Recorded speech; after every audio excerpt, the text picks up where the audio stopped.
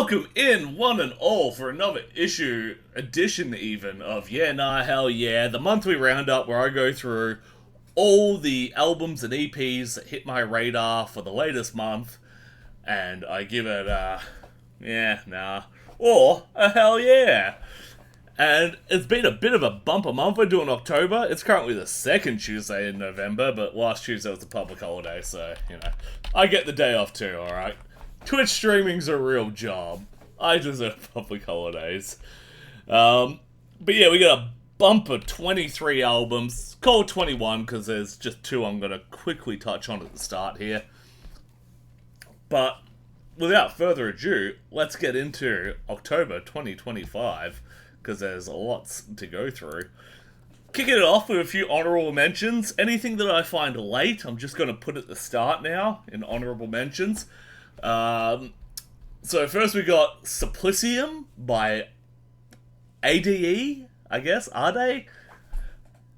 And this was sold to me as Nile, but Romans instead of Egyptians. And I'm like, well, XDO's already a thing, and I like XDO. But then listening to it, I'm like, yeah, it is actually, that much more tech-defy Nile style. And unlike Nile, who aren't Egyptian, these guys are actually Italian. So, true Roman death metal.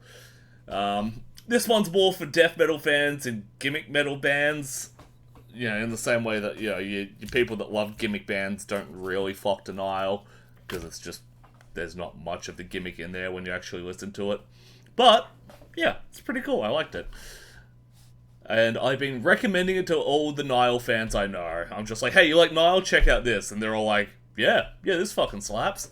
And then the other one was Iron Attack with their album Meltdown the World. They're Japanese power metal. Very guitar wank power metal. So if you like a lot of virtuoso type material, if you're a guitarist, then this is the one for you. It does a really nice blend of European power metal sound with the J-rock anime opening song influence. It's hard with the language barrier. A lot of power metal bands I like for their storytelling. Old school Dragon Force, Glory Hammer, stuff like that. I really invest in story, so not being able to speak Japanese, it loses points there. But it is a good background play, because it is just really good guitar work. And it makes your day feel that little bit more epic.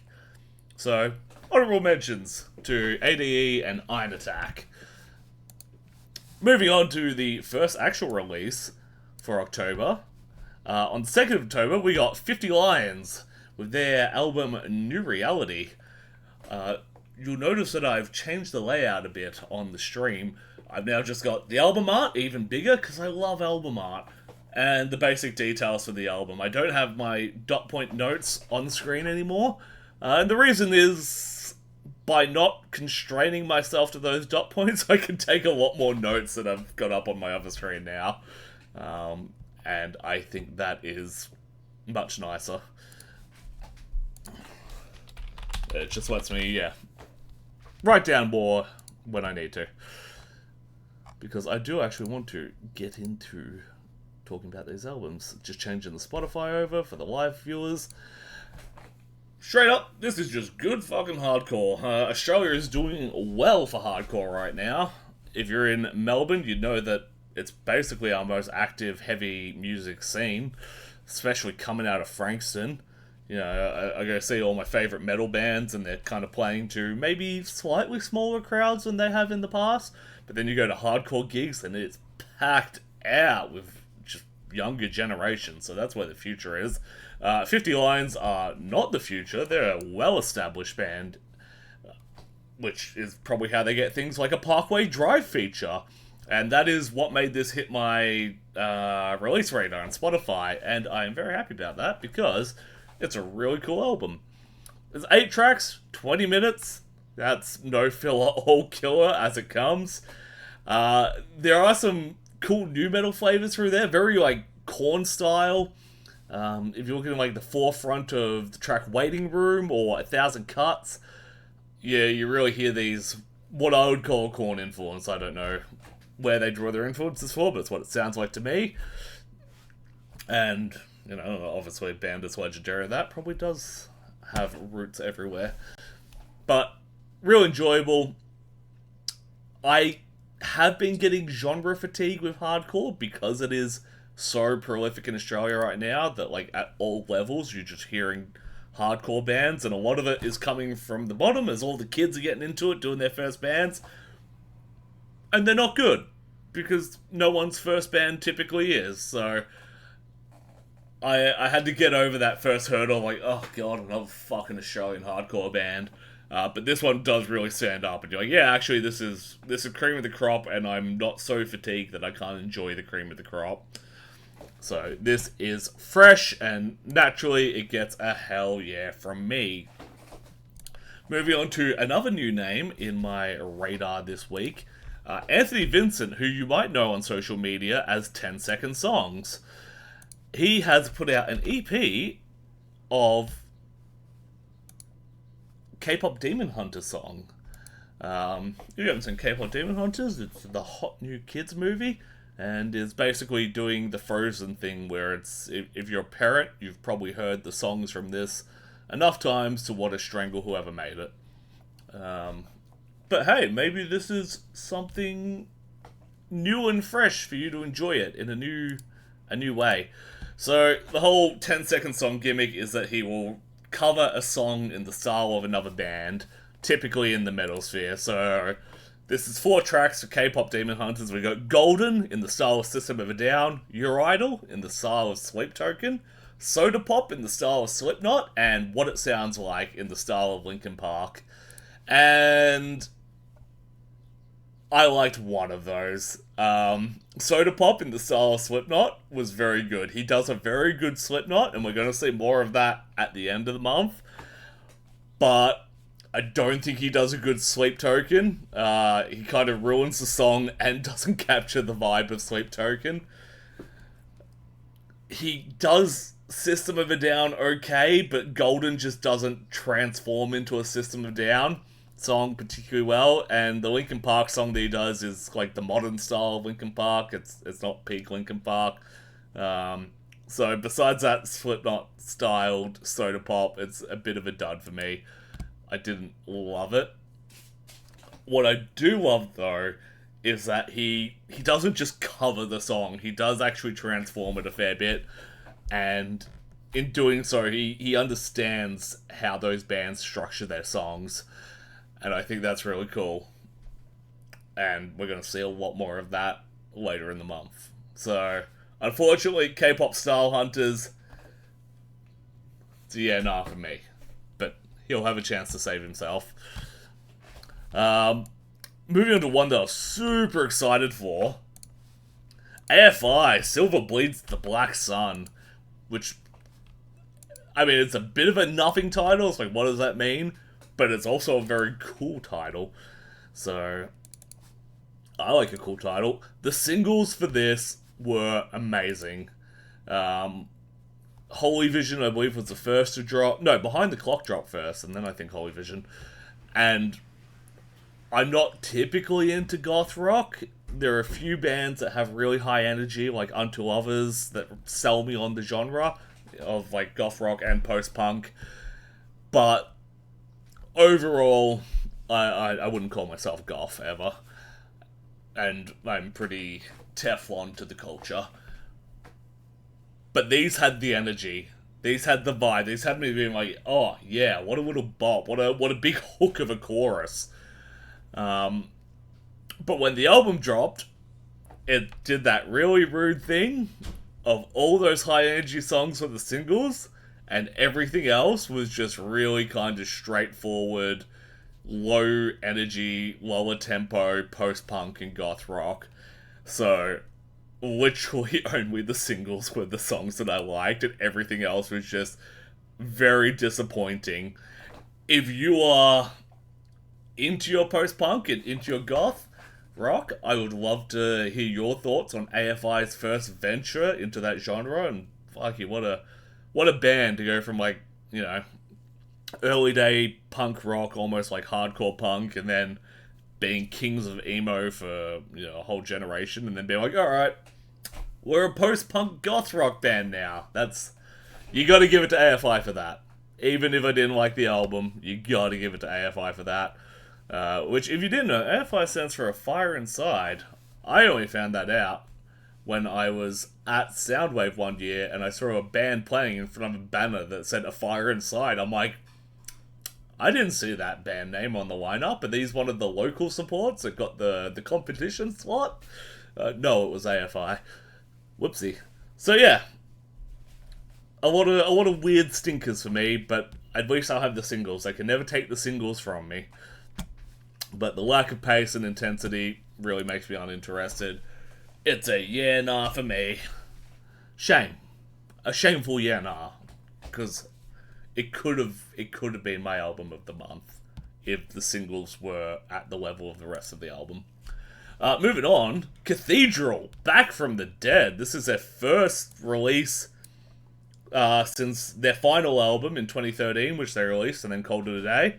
This was recorded in 2012 for that album, but they didn't include it. And then from what I can read online about this release, they actually thought the song was lost. And then the producer found it going through some old storage devices recently. So they polished it up a bit. It is one single song that lasts for, I think, 20 minutes. Let me just pull it up in Spotify. 30 minutes. It's a single 30-minute track. So I'm putting that down as an EP. Some people might call that an album. Some people might call it a single. Who knows? Look, how do I put this politely? This is certainly one for doom metal fans. Much like I just said for post-punk and goth rock, I don't love all doom metal. I probably love more doom metal than I do goth rock and post-punk. But when it gets to that really slow, weird, experimental, funeral doom, stuff like that, you really lose me. This takes 7 minutes to get to anything good. 7 minutes into the single song before I could start saying it's anything listenable. The first 2 minutes is just laughing and screaming to this kind of droning sound before the first note even comes in. And then the next 5 minutes sucks. It's just back and forth between, like, there'll be vocals, and then there'll be, like, keys for a bit, and then the keys will stop and there'll be vocals, and eventually some riffs come in, but, like, 7 minutes in and I hate it. It's really hard to win me back for the next 22 minutes, that's for sure. So, yeah, sorry, Cathedral. Your legacy stands eternal, but this is, the comeback match you probably shouldn't have had. Moving on to a new one that I honestly can't remember where I found this. This is Gorotica with Daily Grind of the Medieval Age. It might have been a suggested post on Facebook now that I think about it. And see, this is why I like to put album art up. This is so fucking cool. This medieval painting, you got, like, death wagon, skeletons, and, it's definitely plague imagery, that's for sure. Very awesome medieval artwork, that's for sure. And this is a ripper, death metal / grindcore band coming out of Sydney. I believe they're relatively new. Can we fact check that? Conoro Streams calling Cathedral's last song the Halloween Fart Sounds. It is absolutely Cathedral Halloween Fart Sounds. Sorry to Gorotica for interrupting there. Yes, this does appear to be their first album. Wait, no, I'm wrong. Wait. What the hell's going on here? Second album. It's their second album. Crikey. I'm a serious music journalist, and I definitely prepared for this. Anyway, this is awesome. It's death metal. It's got these real, like, grind and roll sensibilities. When I valued intensity over form, like 10 years ago, I was just looking for the heaviest shit. I would have frothed this so hard. I would have, like, absolutely told everyone about how cool this is. The theming of the album and the tracks doesn't come through heaps musically, which is a shame, because I think they've got a really cool theme here. There's daily grind in the medieval age. I think there's a lot of room to work in that concept. It is more interesting than a lot of extreme metal in the Australian scene right now.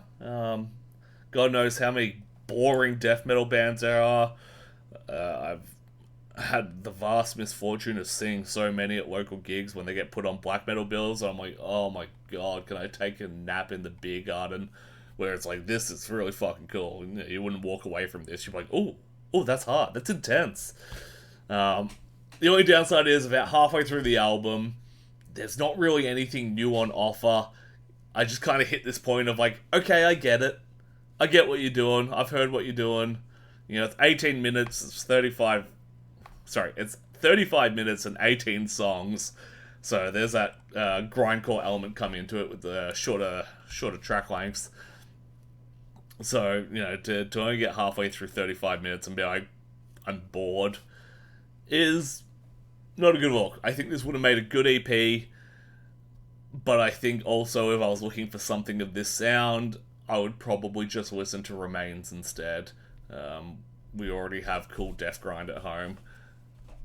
But definitely one to look out for. They've got chops. I like bits of what they've done. I just don't like all of it. So it's a no from me, but I'm definitely going to keep my eye on Gorotica.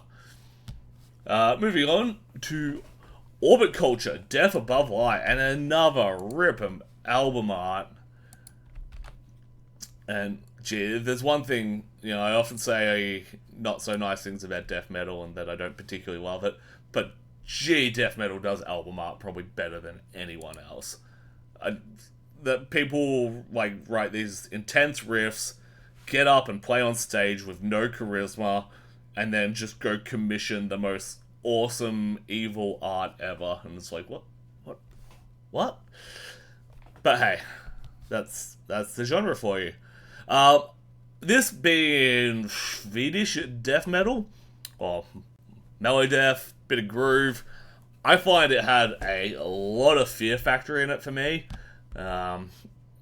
Maybe people more familiar with the genre would be like, actually, that's very redundant or reductive, but for me, who's fairly noobish to this whole sound, I'm just like, oh yeah, it's got some almost electric elements to it, that just makes me, very machinery sounding, and I'm like, yeah, what a fear factory to me. Undeniably intense. However, it does not spark joy, and it doesn't really spark excitement.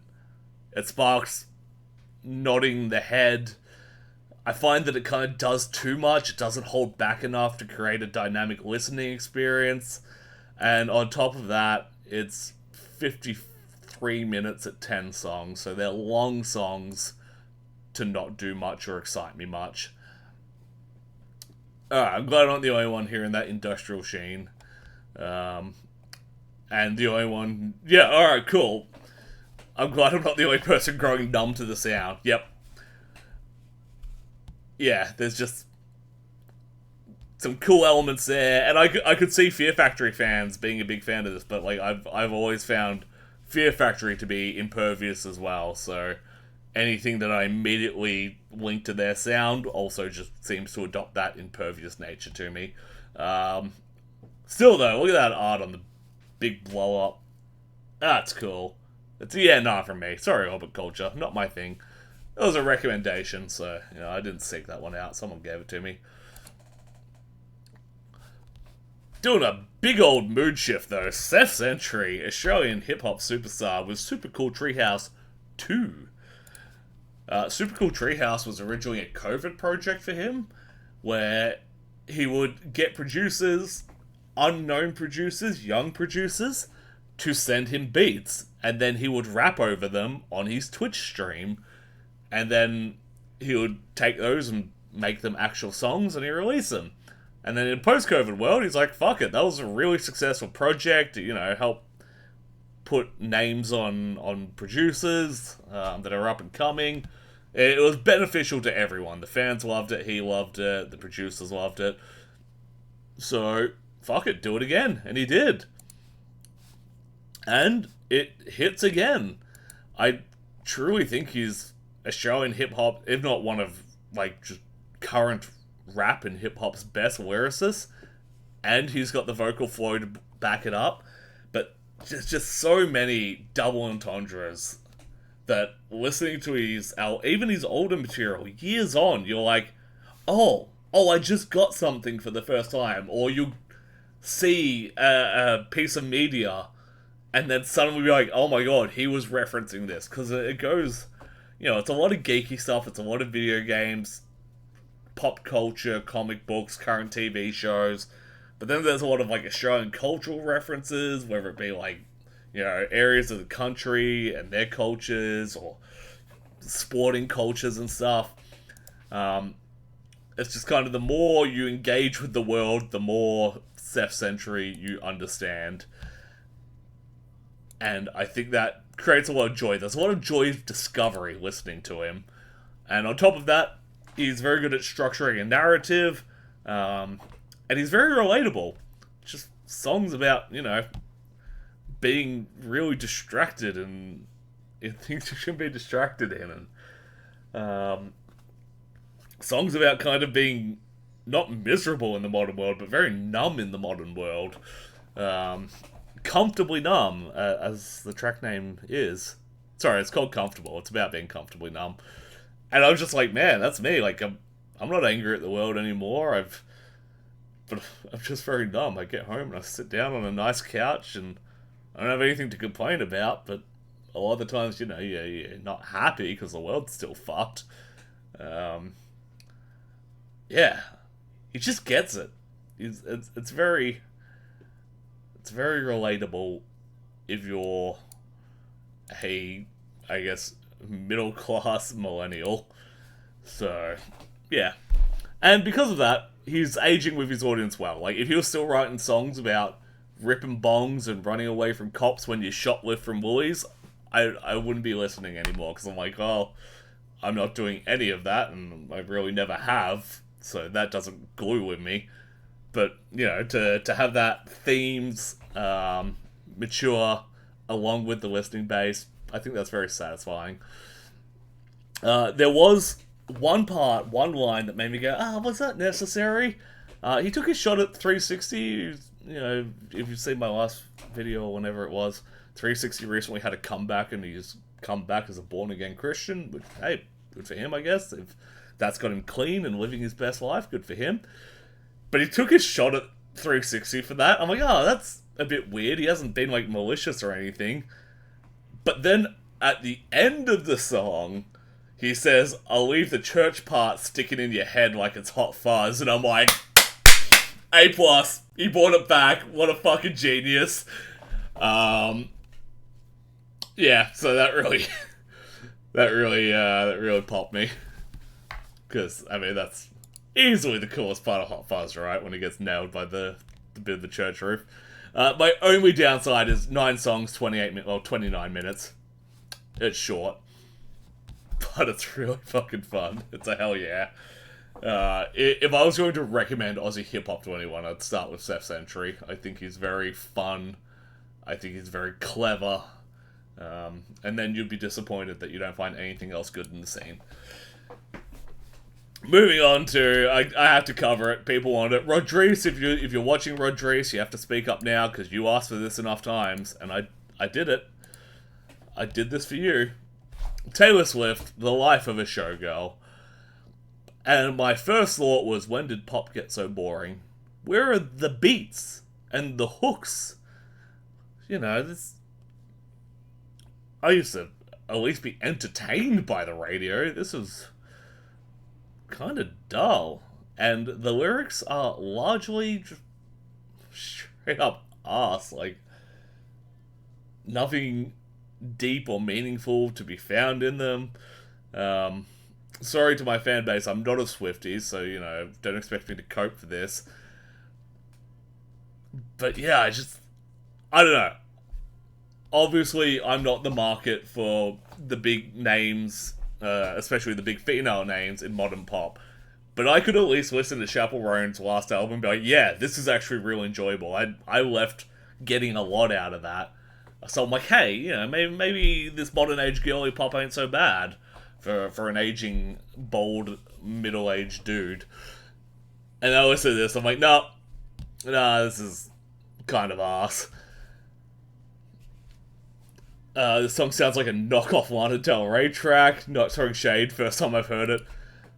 Fuck. And then, like, towards the end of the album, two things really run me up. The last track has Sabrina Carpenter on it. That should be a fucking tour de force, and is also just another boring song on this boring album. But track 10 of 12 tracks is called Cancelled. You are the safest musician in the world. You are not Kanye West. You are the most, like, co-worker approved artist to listen to. You are the culture setter. You decide what things get cancelled or not. You're not cancelled. Fuck off.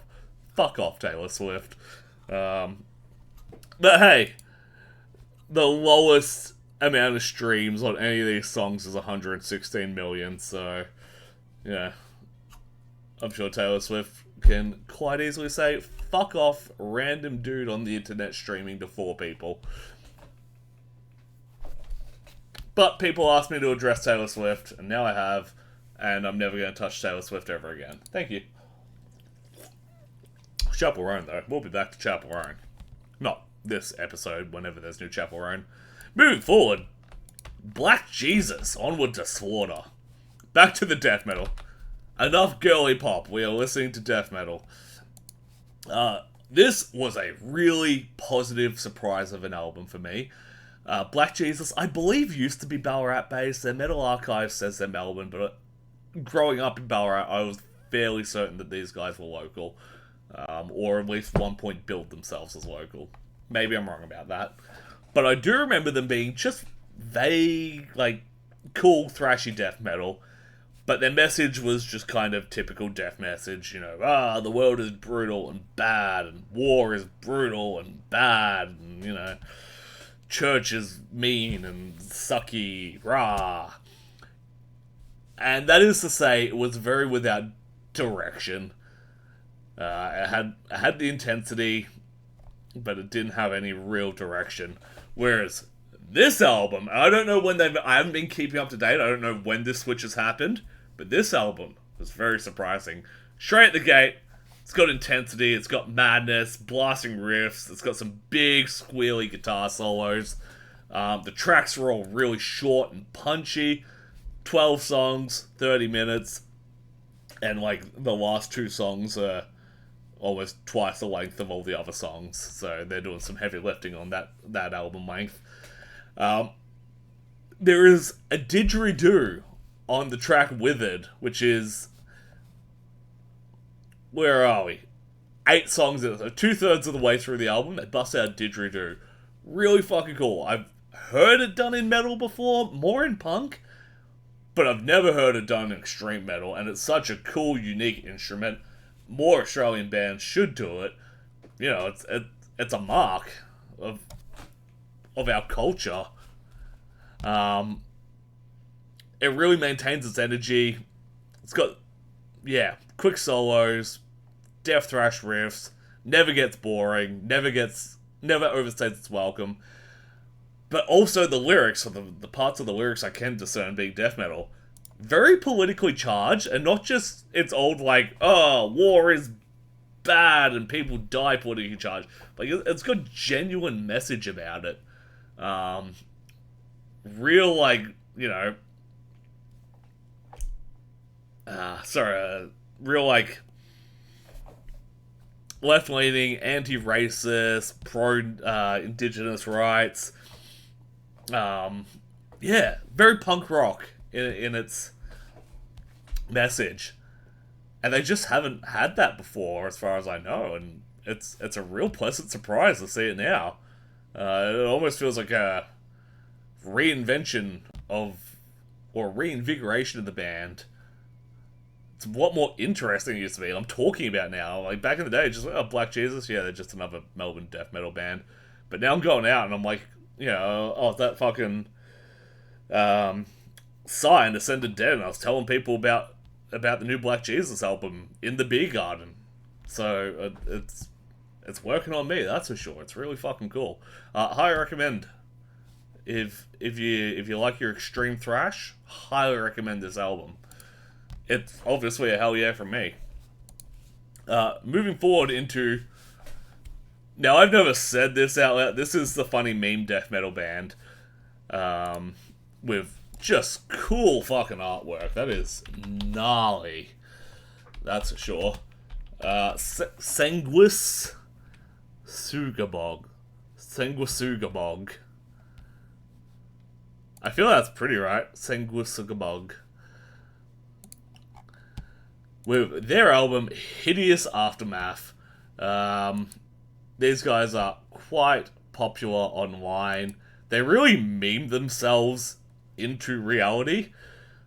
There was a page, which I think eventually became the official page for the band, called like...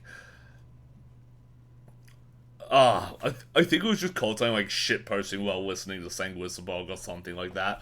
It was one of the top metal meme pages for a while. And yeah, they just kind of force themselves into relevancy like that. But they maintain their position through being very talented. They also recently toured Australia for the first time, I believe. Don't quote me on that, although I'm going to fact check myself live. Last year, with Disinterm, and that is a ripper pairing. Yeah, I mean, it's brutal death metal. It's not special to me, but it's not bad. Has a lot of cool features on it. You got Peeling Flesh, Todd Jones, Defeated Sanity, and Dylan Walker from Full of Hell, and the granddaddy of them all, the one you really care about, Travis Ryan of Cattle Decap.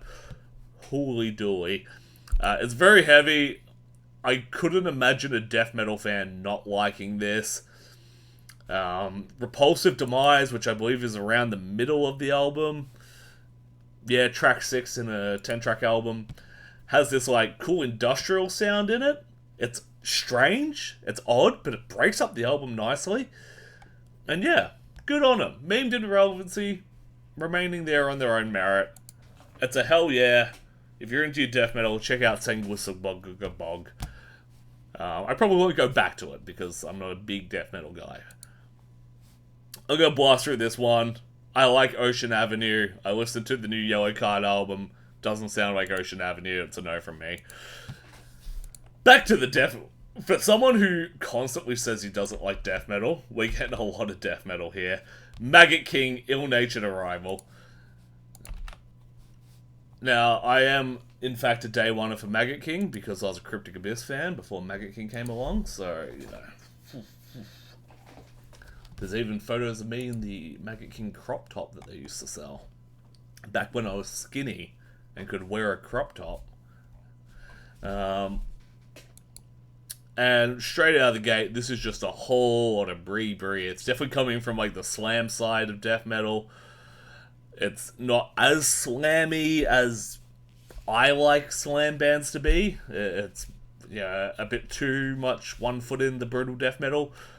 But it still has a whole lot of that brie that slam does have.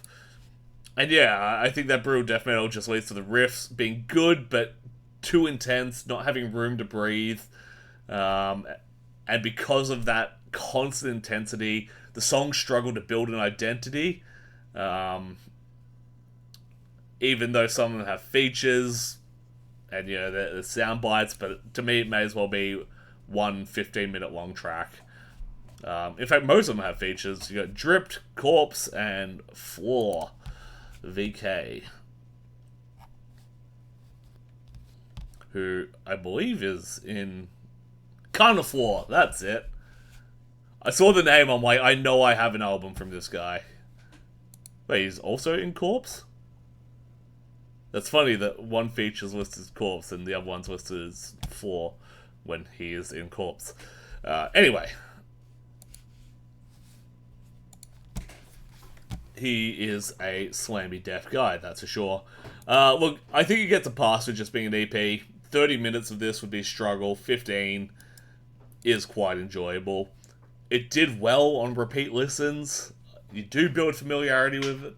You do kind of learn where the slammy bits are coming in, and you anticipate that, and there's a bit of tension and release. So yeah, for an EP, it's a hell yeah. And I do hope to hear more, because I feel there's a gap in the Melbourne slam market right now. I feel there's constantly just this big autopsy-shaped hole in our scene that is waiting for someone to slot nicely into it. I did see Autopsy's vocalist recently left hysterectomy to work on other projects.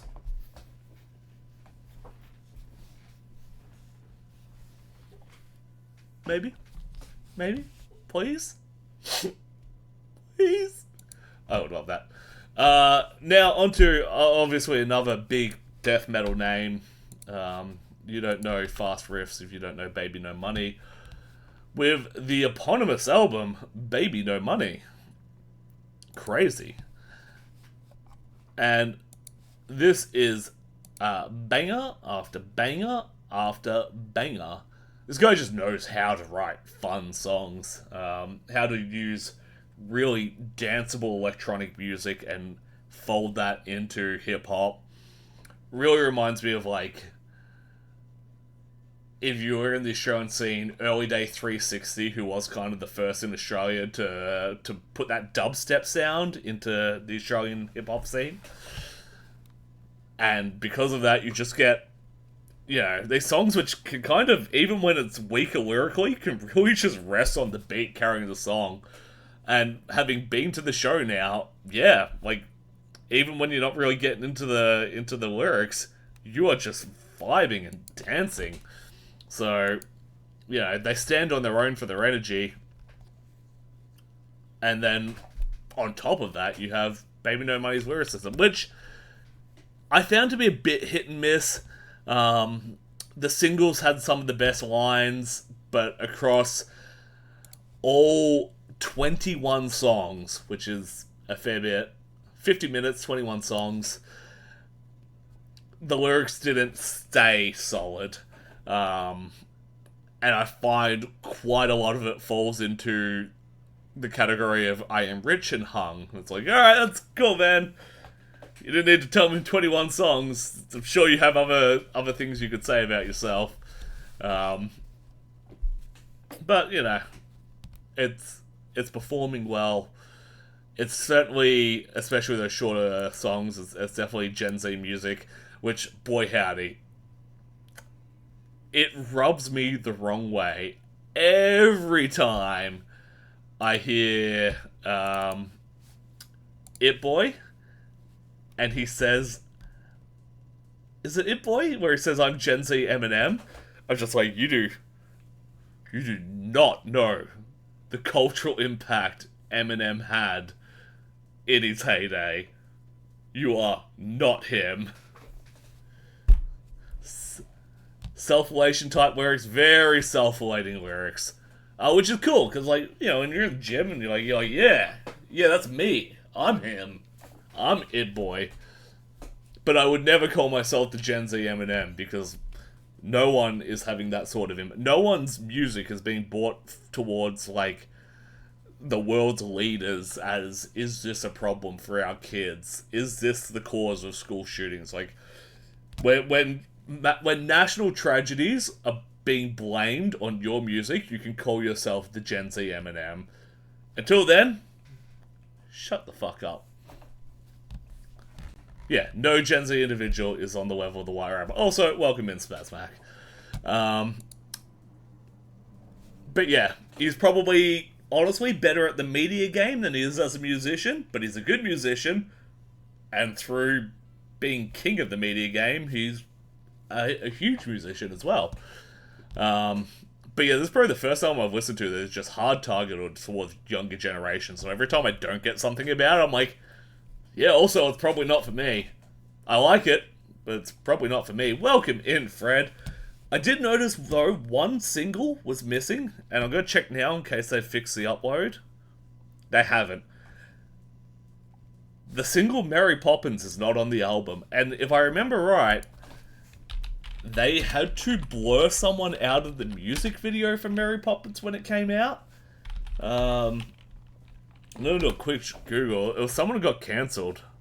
Was it like Asmongold? There we go. So the Asmongold song didn't even make the album, which I can understand him being removed from the video, but like, yeah, take him out of the entire album.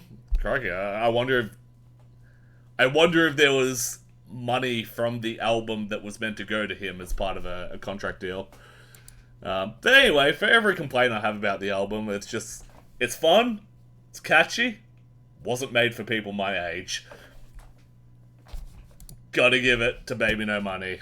It's entertaining. Single turn Japanese song. Oh man, I gotta get the Obi strip to find my Asmongold song. Gross. Asmongold's a really like beyond everything he said or did or whatever. He's also the really dirty one, right? Like the one that lives in absolute filth. I don't know streamers. I don't know big streamers or whatever. Until they get cancelled enough to have like a YouTube documentary done on them, I'm not aware of them. Shout out Internet Anarchist. Moving on though. bbno Money is meme version of Connor Price. Why is that name familiar?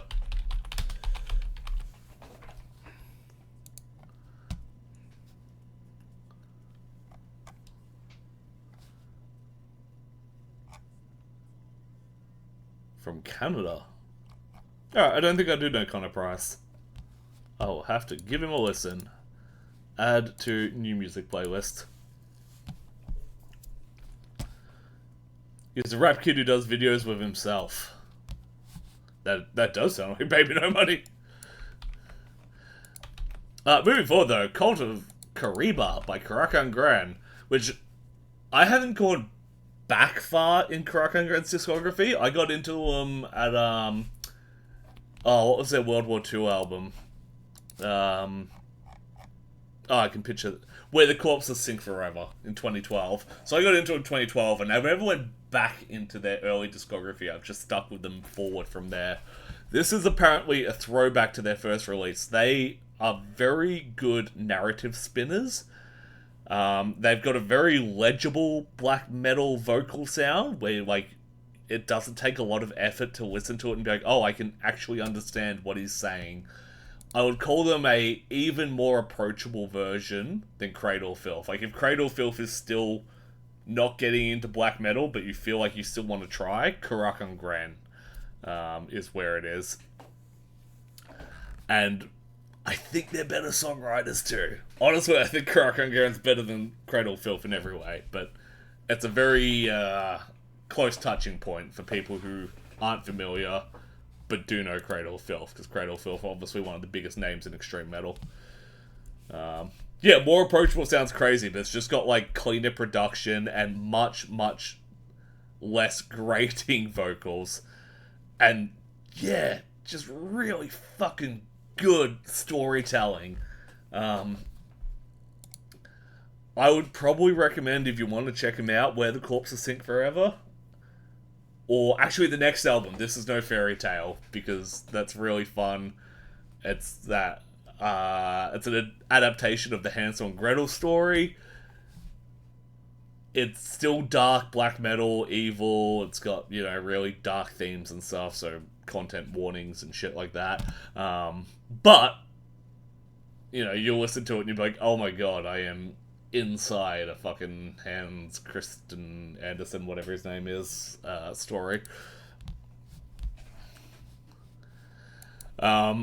This, like all their material, has a really cool, spooky intro, and it's got this fun storyteller voice that sounds like the guy that plays Alfred in the Dark Knight trilogy, the Master Wayne, size of a tangerine. That was kind of more Deckard Cain than Alfred, but you get the point. It's got a very British-sounding storyteller voice introducing the song. The first song really starts off well. It's got this like cool chanting sound before getting into the riff. This particular release is probably closer to Cradle of Filth at the start, especially in the way they use their keys and their backing vocals. But then I think towards the later half of the album, they shift back to EP. They shift back to their own signature sound.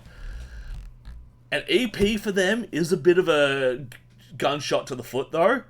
Like I said, they weave really good narratives, and they normally, use 10 to 12 tracks to do that. By limiting themselves to, 5 tracks, they limit their ability to tell a story. Apparently, this connects to the story of their first album, though, so it's more of an add-on, and I don't know the story of the first album, which is why I'm struggling with it. One thing I do love about these guys, though, is, the majority of their stuff's in English, and there's so much there to hook you into the story, but every now and then they'll do a song for thematic reasons, not in English, and it just... I'm already so bored in that I'm like, oh, you son of a bitch, I am going to Google the lyrics and translate them all. And I've actually learnt phrases and words just by doing that. I've got friends that speak German, and one of them said something the other day around me, I understood it, and they're like, where did you learn that from? I'm like, oh, from listening to Carach Angren. Check them out, they're awesome. They're Dutch, not German, but the languages are very similar. In fact, most German people say the Dutch sounds like a toddler speaking German. I said that to my mother, who is Dutch and speaks Dutch, and she threatened to hit me for saying that, so... Love you, Mum. Lyric translate my beloved. Oh, I have to get on that. There's, a thrill in translating it myself, and, having to, be like, this doesn't make perfect sense. Average Dutch disposition, yeah, right? But boy howdy, do they make good food and canals. Yeah, I just think Carach Angren's this really well put together black metal. It's a really nice example for the genre, where I'm showing it to people who don't get true Cavolt attitudes and think bad production, even when deliberately bad, is just shit. And I get that, sometimes you just want music that sounds like real music and only 2% grit. So I find Carach Angren to be this is what black metal could be if it sounds good. So it gets a hell yeah from me. Highly recommend this EP, but if you're just getting into Carach Angren, I would actually recommend starting with This Is No Fairy Tale, or maybe Where the Corpses Sink Forever. I hear... What is their boat one? Death Came Through a Phantom Ship is also really good, but I haven't listened to that one. Approach as you see fit. Moving on. Hey, speaking about, World War II songs, Sabaton! With their new album, Legends, which, funnily enough, doesn't have any World War II songs on it. As you can tell by this cool album art. Oh yeah, that's another thing I just want to go back to. Look at the Chimaira album art. It took me a while to see this, but look at all the kids, lined up in the background behind this floating ghost shaft. This looks like if they made Blair Witch into, Paranormal Activity, and they just kept making Blair Witch movies, this would be, Blair Witch 7, and you'd have all these fucking creepy kids on this night vision camera, and people would say it sucks. But the imagery is cool. Anyway, Legends. And as you can tell by the album cover, we're going a bit historical with this. And the album cover is cool. It's really just a fucking mishmash of all the cool shit they're singing about. They're you're Caesars and Templars and Egypt and fucking Napoleon and elephants and all that shit. That's what you're getting.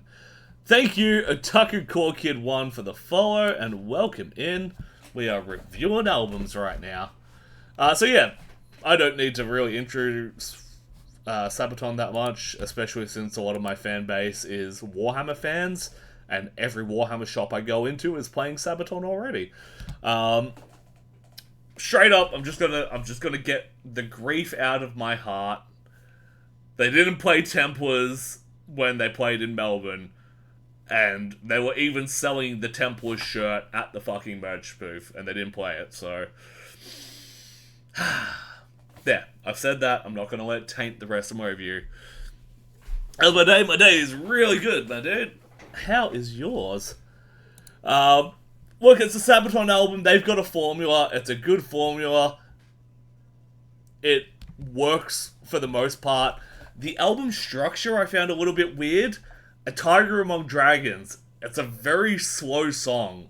And they put it in at number 3. So, you know, you open with your biggest hook chorus single that you have. It's really fun to sing along to Templars. Haunts of the Khan, you know, appropriately fast-tracked as you'd expect for a song about someone who rode horses everywhere. It does have a kind of galloping beat to its chorus, which is really fun.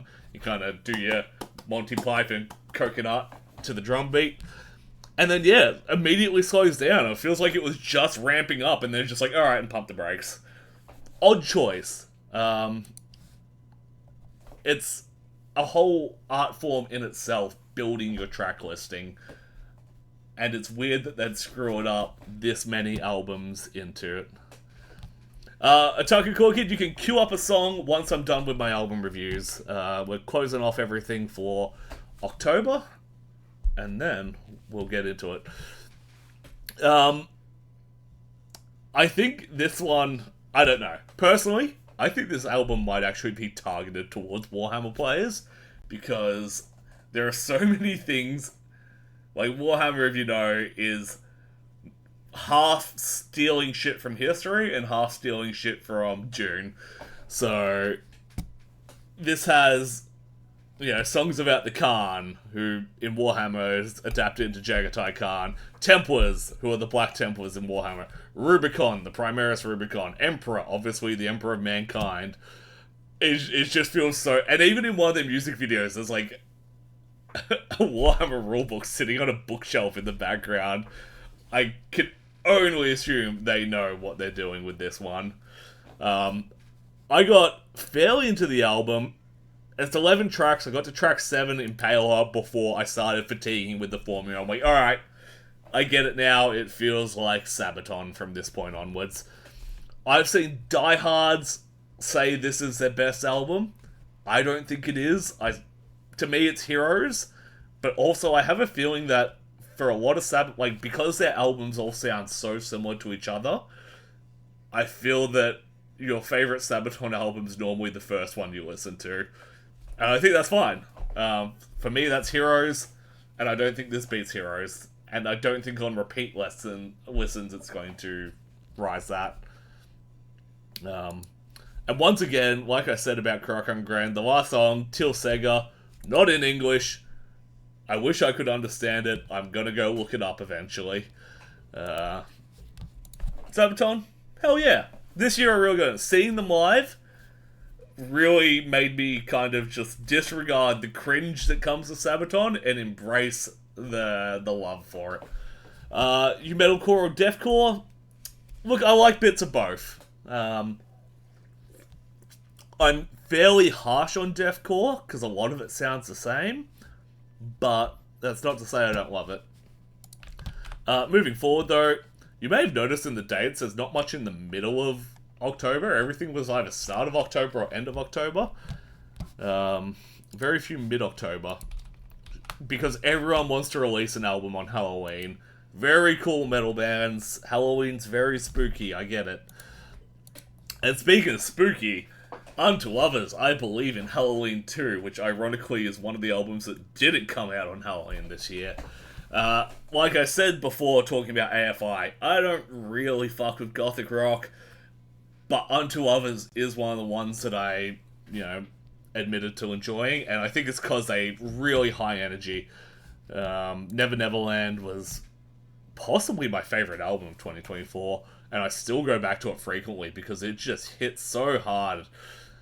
And I feel like there's a, maybe not tongue-in-cheek, but a disregarding of seriousness, where like when it's really slow tempo and they've got this spooky voice on, I feel like they're taking themselves too seriously. But when it's really high energy, fast paced, like heavy riff, and they're doing the spooky goth voice, it just feels a bit more fun. Like they know they're doing a silly, cool goth voice. I don't know. That's me. But this is a little EP. 2 covers, 3 originals. And the covers are Pet Sematary, which was already a bonus cover on Never Neverland Deluxe Edition, and Halloween, as in the Misfits Halloween. And the covers are really enjoyable. If you're just going to put out like fun horror punk covers at Halloween every year, I am on board. The other songs, take or leave them. They lack that urgency I was just talking about. So they came from space, bit of a dull one. What I Did, I really like. Although I am getting concerned with the amount of songs that they have, like What I Did and When the Kids Get Caught. It has me genuinely concerned that someone in Unto Others has killed a child or some children. They just seem to convey the message of that's what they've done very well across multiple tracks now. So, whoever's songwriting for Unto Others, please go to the police if you need to make these confessions. You got me kind of worried, bro. All in all, once again, this is one that kind of gets a pass for being an EP. It's like, for all the flaws I could find with it, it's over in 12 minutes. And the last 2 songs that I really remember are the Halloween cover and the Pet Sematary cover. So, it's a thumbs up for me. Also, it has an alien on the cover. And this is entirely personal, but I feel like aliens aren't used in horror well enough. Because, I don't know, I'm fine with ghosts and goblins and all sorts of monsters. Aliens scare me. I had so many alien-related, like, abduction nightmares as a kid that, like, it's probably why I'm really into Warhammer and their big, like, Imperium of Man, anti-Xenos. I just want to go to space and kill every alien. And only then can I sleep a good night's sleep. Hell yeah. Unto Others, kill all aliens. Moving on to an album, Chimaira, that... This is great. I don't have to be nice to this because the band themselves said that it sucks. This is, by their own admission, their cutting floor scraps. It is their B-sides and Z-sides. And gee, you can tell they were just doing whatever the hell they wanted with it, because they start this compilation with a remix track. It's not even like a song they scrapped, it's a remix track. Bold choice, kind of pays off, it's kind of fun. So, points to them for that. The rest of the albums are like, yep, these are songs that definitely got cut from albums. These are definitely songs that should have made it to the record and didn't. It makes me have more faith that someone is checking their work and telling them that, these are not good songs.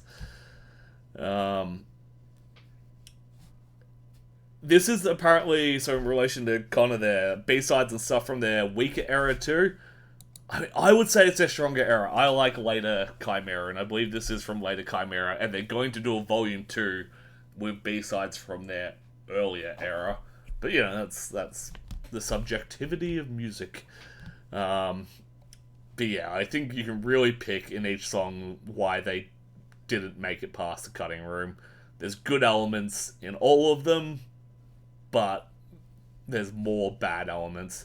Still, it was a fun glimpse into how the sausage made. It's cool for bands to come out and be like, hey, here's all the shit we passed on. You can have it for free, it's on streaming, but just be well aware that this is stuff that we said no to. It's cool to find out what bands are passing on. You just get to know them a bit better. So it's a yeah nah, but they told me it was going to be yeah nah, so I can't be mad at them. Will Fair 2003, 2009 is my fave? Yeah, that's me coming from this side, and that's you coming from this side, and there we go. We're touching tips in the middle. That's the Chimaira point, if you know what I mean. I don't. Good lord, I don't know what I'm saying half the time. Sanguivore 2 by Creeper. Now, Sanguivore 1 was my introduction to Creeper, and I said at the time, this is... If Meatloaf is for the dudes that rode around in muscle cars and motorbikes and played on the football team and tried to fuck the cheerleaders, this is in the same universe as Meatloaf, but it's the weird goth kid who got shoved into his locker. Which may sound weird, but I assure you that's a compliment. There is so little in rock music today that I can faithfully say captures the Jim Steinman-esque songwriting, that real epic rock opera, think you Meatloafs. It just doesn't really happen anymore. So whenever I do find it out in the wild with stuff like the Proto Man or Creeper, with their Sanguivore and Sanguivore 2 albums, I hold tightly, because it's an art form I don't want to be lost to the world. The world deserves it, but unfortunately doesn't really get it. We're moving on from it. The downside of this is the narrative elements aren't that good. You listen to something like Bad Out Hell and you can kind of get that it was written with stage plays in mind, if not to be a stage play. Whereas when I listen to this, I don't feel a cool narrative thread going through the entire thing. It feels like the tracks are a bit disconnected or not existing as stories in their own rights, just, songs in their own rights. And I think because of that, it gets a bit samey towards the end, where I'm like, yeah, once again, it's that thing of, oh, I've seen what you can do now. That's cool, I guess. To me, Creeper is a band that haven't hit their potential yet. There are so many individual elements or single songs I can pick out where I'm like, this is peak. This is your 10 out of 10 on an album of 6s and 7s. I truly think at some point in their future, they will be able to write their perfect album that is all 9s and 10s. And I'm going to sing that from the rooftops when they do. I truly believe in Creeper. This isn't there yet. It's still a very good album. It's just not the great album I believe it could be. However, like I said, it's goth Meatloaf. It really does a good homage to that Jim Steinman songwriting, that kind of epic rock opera. You don't get that anymore, so I'm going to eat it up where I find it. It gets a hell yeah from me, but I just know you can do better. I believe in you. You feel it consolidates everything on the first Sanguivore into something really cohesive? Alright. Well, I have to spend more time with it then. I'm going to go back and do... I haven't done both of them back to back to see how it melds, but, it's still enjoyable. I still like it. And in fact, I think I liked every song in it. But yeah, I'm just like, yeah, this is good. And a few of them are great, but I just know that there is a potential Creeper album in the future where the worst song is great, and most of them are excellent or perfect. Dream with me. Dream and pray for the perfect Creeper album.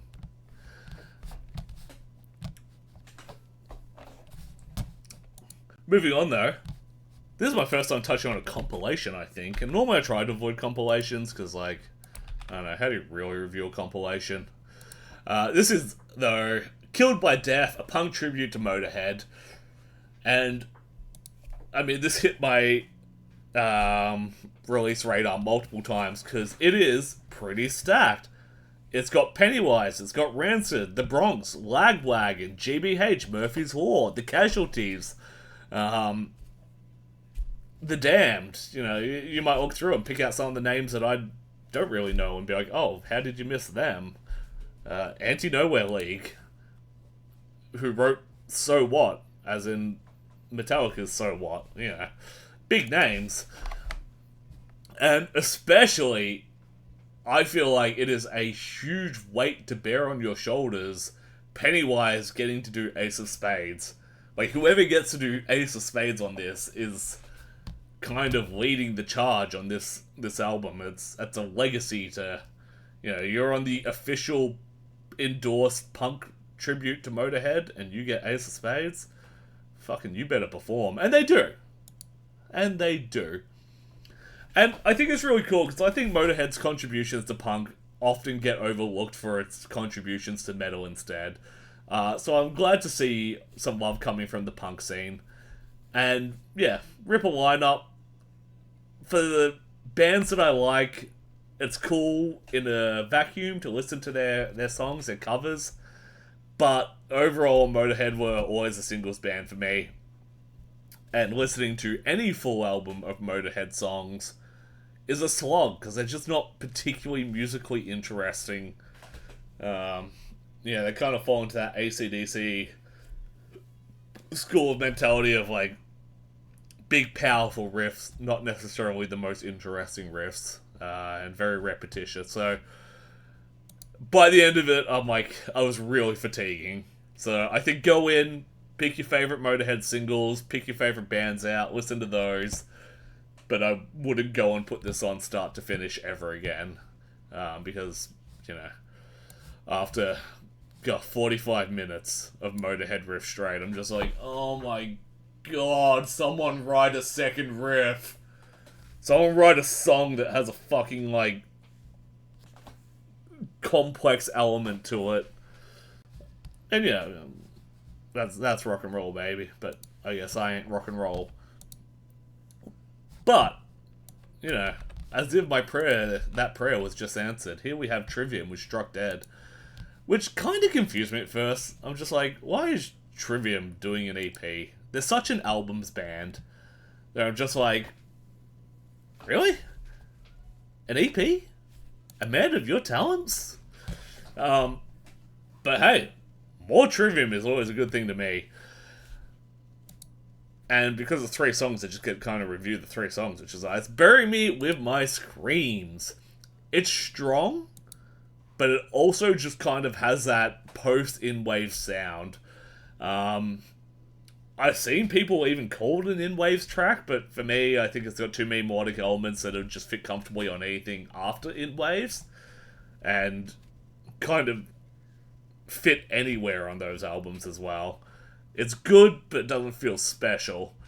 Struck Dead, though, that feels new.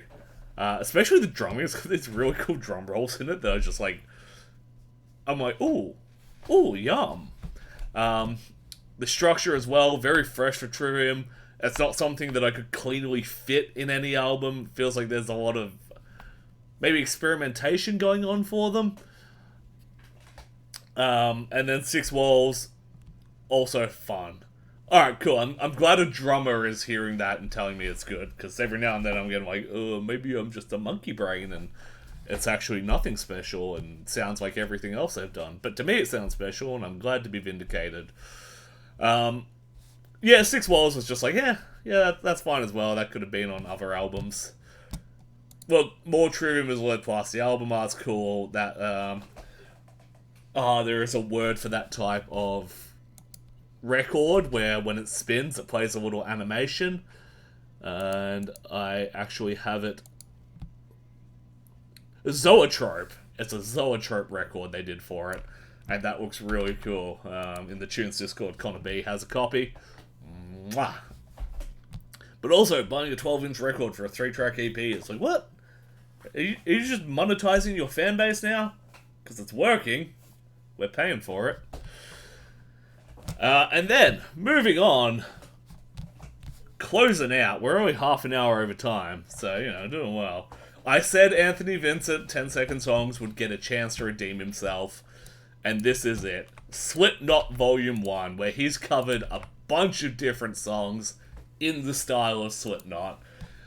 This track listing is something special, let me tell you. We got Break Stuff, we got WAP, we got Bye Bye Bye, Get Low, Call Me Maybe, Watch the World Burn, Soda Pop, Jump Around, Low, and Last Christmas. And they are all amazingly translated into the style of Slipknot. And it's not just the tuning of Slipknot, it's just not a Corey Taylor sounding vocal style. They really restructure the songs and have a good understanding of how Slipknot structure their songs. And, you know, they kind of deconstruct and then put them together with a lot of, you know, cool Slipknot elements to make those elements work in the context of their song. I'm talking like the DJ scratches and stuff like that, the weird percussion, just a lot of the more subtle elements that, you know, if you just heard it with the tuning and the vocal style of Slipknot, you'd be like, oh yeah, this sounds Slipknotty. Whereas when they go to that extra effort, you're like, oh no, this sounds like it could be a Slipknot cover of Wet Ass Pussy. And, like, I'd go see this live. It's that good. If you like Slipknot, I highly recommend checking out this album. It's really fun. You're gonna have a chuckle over it. But also, the songs are gonna stand up on their own. A few of them might even end up in your playlist. God knows, Last Christmas went straight to my Christmas playlist. And, yeah, it's good to the point of the songs from here that I didn't know.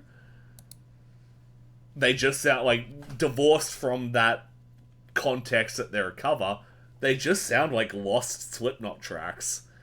Like, they're just stuff that could have been on, like, the early albums. He does that good of a job of just making shit sound like Slipknot not just played it, but wrote it. So, ending very strong on a hell yeah for Slipknot by Anthony Vincent, aka 10 Second Songs. Check it out. Really check it out. And that closes out the month. I gave Album of the Month to Seth Sentry for Super Cool Treehouse 2. And I think it was a really close call between that and Baby No Money. And I think what really sold it at the end for me is what I said about Baby No Money is kind of the first album I've listened to where I'm like, this is hard targeted not to me. This is made for younger people with different views on the world. Whereas Seth Sentry is someone my age singing about my problems, who grew up in my city. So it's that relatability element. That, you know, other than that, they're both really cool, fun, hip-hop albums, but one of them just speaks to me more than the other. And, yeah, music is special like that. It relates to you, so there's no surprise that relativity is what won it out for me in the end. November is already off to a strong start. There's not been heaps, but what has been there is pretty cool. That new Ironstone EP that just came out, I recommend. Looking forward to the rest of the month. Albums always drop off towards the end of the month. I think October is that kind of where you want to launch your album if you want to get on end of year top album lists.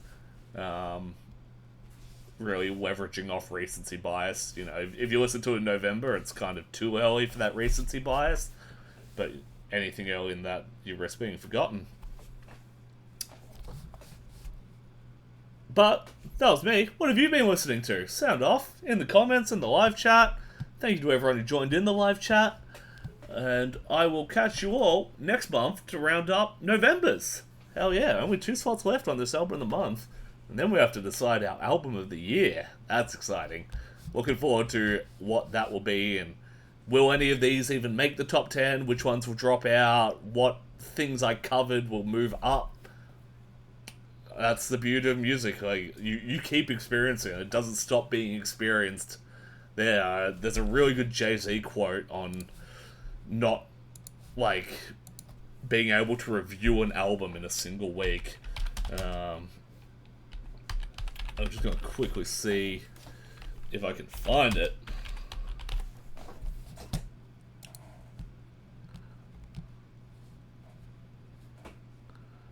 Yeah, actually, it's a very short quote. It's not particularly deep, meaningful, insightful. It's just in response to someone, you know, in response to music media. And he just said, first of all, you can't listen to an album and rate it in a day. It's just impossible. And when I see that, I'm like, oh, so this is just bullshit. And yeah, that's why I do an end of the month roundup. I've considered moving to weekly, but I'm like, you know, albums normally drop on a Friday. Am I going to review them on Tuesday? No. Especially when 4 to 5 albums are coming out in 1 week. I'm not getting to know them all. Even when shit comes out at the end of the month, I'm still like, ah, man, do I kick it into next month? Like, luckily, this was delayed, so I had a lot of time to spend with the stuff with the 31st from October, but, you know, when Tuesday is the first of a month, and I've had fuck all time to deal with, like, or to listen to stuff from the previous month, yeah, I'm like, it's disingenuous, is what I'm trying to say.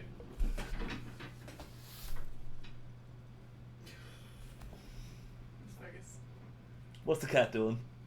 Knocking over your bird. What's he doing? He knocked over your bird. Oh, he knocked over. Whoopsie. Silly cat. Anyway, that's enough of my ranting. I will catch you all next month. And scene!